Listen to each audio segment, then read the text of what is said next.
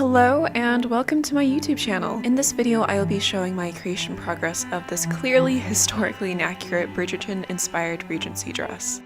For this project I'll be using two main fabrics. This sheer lightweight floral fabric will act as the overlay, while this taffeta-like fabric will be the base and lining. I am using Butterick's commercial pattern 6630 for the sake of time and ease because, to be honest, I didn't really want to make this pattern when it was already available. And yes, that is Emma on my laptop. Their costumes are phenomenal. It's a shame this is Bridgerton inspired, right? So here I'm just cutting out the pattern according to my size. You like my lucky unicorn socks, by the way? While trying to stay sane because this is quite the daunting process. I first cut out the bigger skirt pieces so that I could cut out the smaller bodice pieces from the leftovers.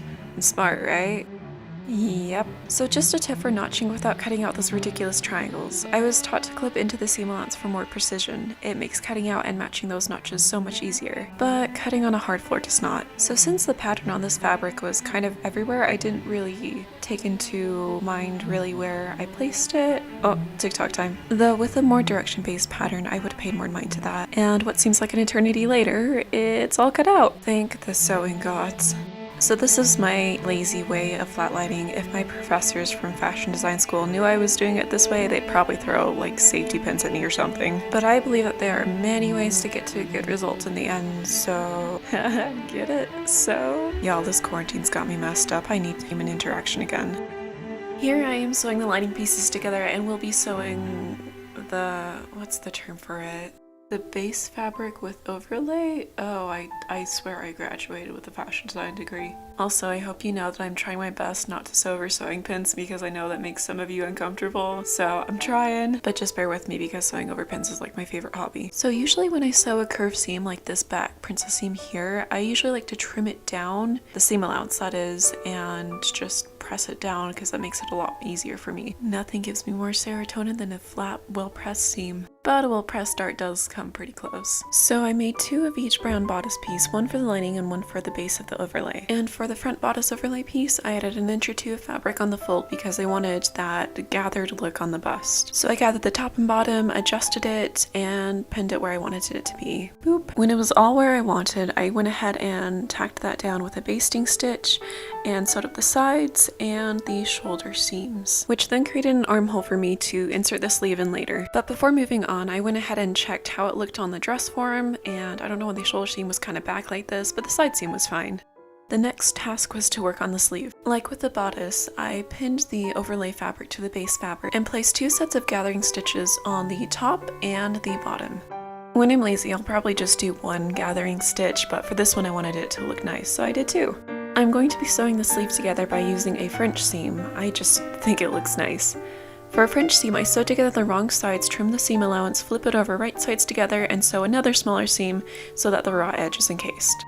Maybe it's just me, but sometimes I dread having to set in a sleeve. But anyway, here I matched up the bottom seams together as well as the notches. And for the top gathers, I just adjusted it to what I thought looked nice. Even though right now it looks really chaotic. I sewed in the sleeve by putting the gathered sleeve on the bottom so I didn't have to look at it. So I forgot to do this before I set in the sleeve, but here I'm just adding trim to the armband and eventually setting that in.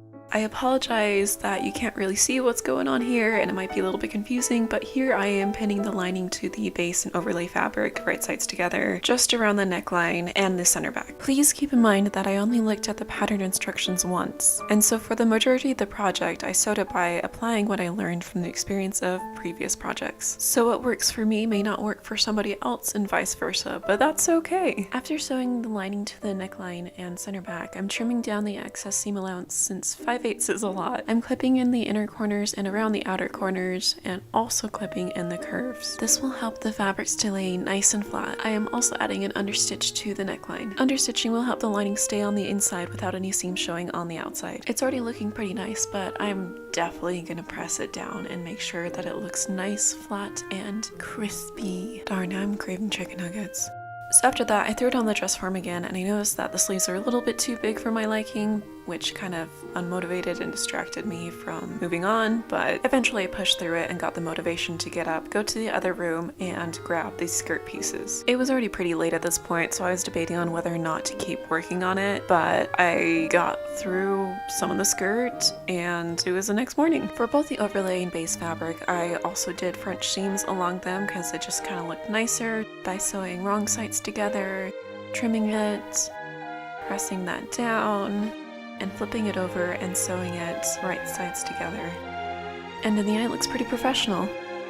So I don't know if you could tell in other clips, but I had a constant battle with this camera and properly focusing on the subject. All I wanted to do here was focus on me in the dress form. Eventually I got it to work, but then it was time for my daily zoning out session.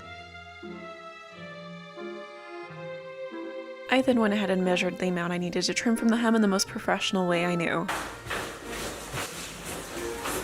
I needed to trim roughly around 4 inches, so I went ahead and pinned it, marked it, and tried to curve around that middle section a little bit more because it looked a little bit pointy. We were so close to finishing, I went ahead and did a rolled hem on everything that needed to be hemmed, and for both skirt pieces, I gathered them and pinned them right sides together with the bodice. This actually took a long time and I had to take breaks in between it.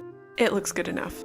I then went ahead and sewed this together, gathered side down, and brought out my serging machine that I abuse way too much, and finished the raw edges. And here I use that same gold gimp trim to add a little bit more pizzazz and emphasis to the waistline. For the button placement, I'll be using this expanding sewing gauge, which has easily become one of my favorite tools, and using these buttons that I had on hand that are obviously contributing to the historical inaccuracy. It was at this time that I realized that perhaps I should have looked at the instructions for the closure, because I did it in a very awkward and roundabout way, as you can see, but I'm gonna call it a creative liberty. Speaking of creative liberties, I let my inner child decorate the finished garment with these flowers. She tends to come out every so often when there's an opportunity to make something sparkly and pretty, plus the Bridgerton dresses were super extra anyway. Though, as much as I wanted to decorate the entire dress with petals and pearls, I lost the drive and motivation to do that and just left it around the bust and shoulder areas. Looks good enough. Now for the hairpiece, I took a dollar store pearl headband and wrapped it around with flowers, miscellaneous jewelry, and wire. That's it. There's really nothing much else to it. And after I had completed that, it was all finished. Now onto the photo shoot in the freezing cold. So cold. I'm exposed. I don't know what else to say. I'm proud of myself for how it turned out, especially considering it was my first Regency dress. I'm grateful that Bridgerton broke the rules of historical fashion a bit so that I could get creative with this project. A huge thank you to my photographer friend Mapu for being so willing to do this photo shoot last minute. The photos turned out amazing.